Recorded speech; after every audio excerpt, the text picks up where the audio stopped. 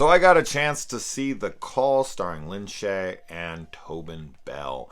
Now this is about a group of kids who fucks with this old lady. She ends up killing herself, and then in her will, she tells them that if they can stay on the phone with her spirit for a minute each, that they will be given $100,000 in cash. So yeah, this is a supernatural horror film. And I will say, first off, that I did think there was some cool imagery in it at times. Although I did find it fairly derivative of other things, for sure. The whole, like, girl who, like, snaps her spine and then goes backwards and walks on her hands and all this. How many times have we seen it at this point? It's effective. It is. But my God, is it played out. So every time I see it now, I'm like, we're doing that again? Okay. I mean, it's fine, I guess. Just, we're doing that again? All right. Okay.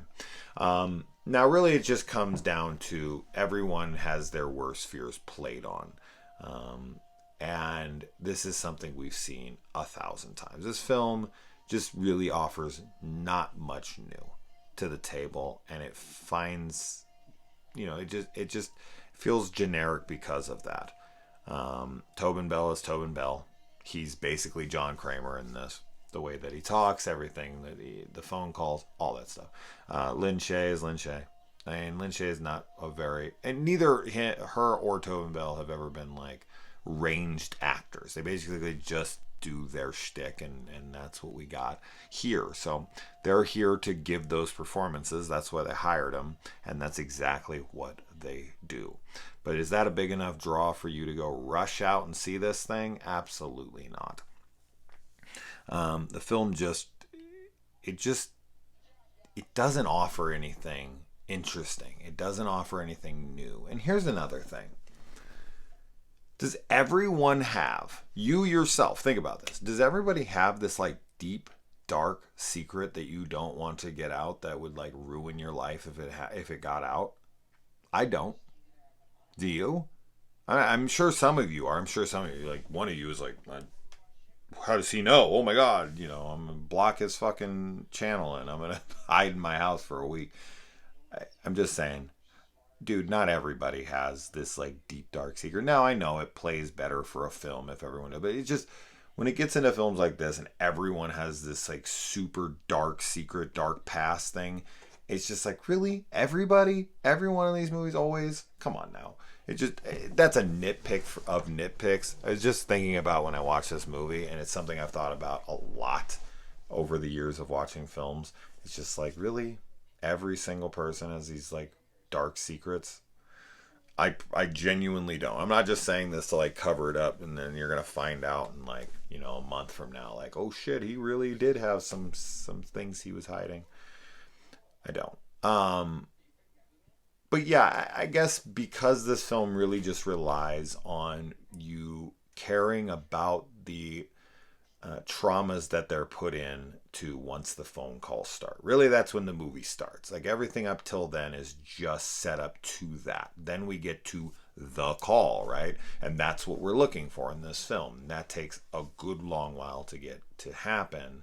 But once it starts happening, we follow these 4 kids and their different experiences with their own phone calls and where that kind of transports them in their own mind and what they have to deal with on these calls. But it is all stuff that we've seen a million times, whether it be abusive parents or decisions made in the past that came back to haunt them, whatever. I just didn't give a fuck.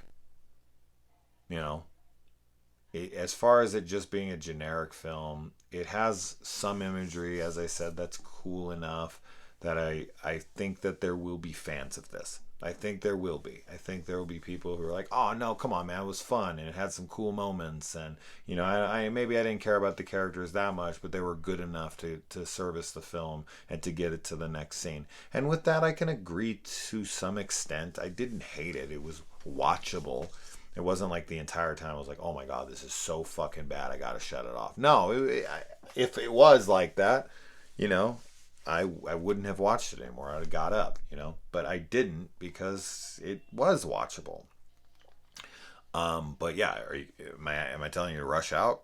Absolutely not. Absolutely not. Just wait for it to drop on a Netflix or something and give it a chance. It does feel cheap. The acting is fine.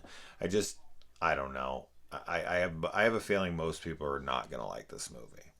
Um, and unless Lin Shaye is like in an Insidious movie these days, I can pretty much almost guarantee at this point it's not going to be good. Like everything I watch with her lately that isn't part of like the Insidious franchise is pretty shit.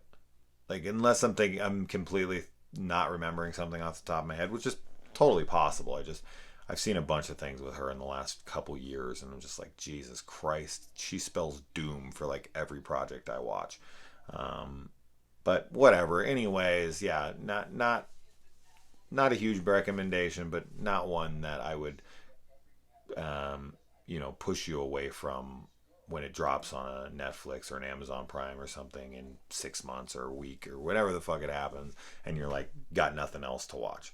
But there's so much better to watch. There's so much better to watch out there. That's why I'm saying like stuff like this. Like keep this for like a rainy day. You got nothing else to watch, and you'll be like, well, it was a little better than he said. Maybe I downplayed it a little bit, so you'll be like, no, come on, man, it wasn't that bad. I'm not saying it's bad. I just think it's very mediocre, and that's not good enough. That's not good enough to recommend. Mediocre or like a fine watch that I can sit through is not good enough to recommend. This is like, I'm not going to stop you. I'm not going to be like imploring you to stop. It's just going to be like, check it out on your own time if you got nothing else to do, if that makes sense. Anyways, let me know. I'm out.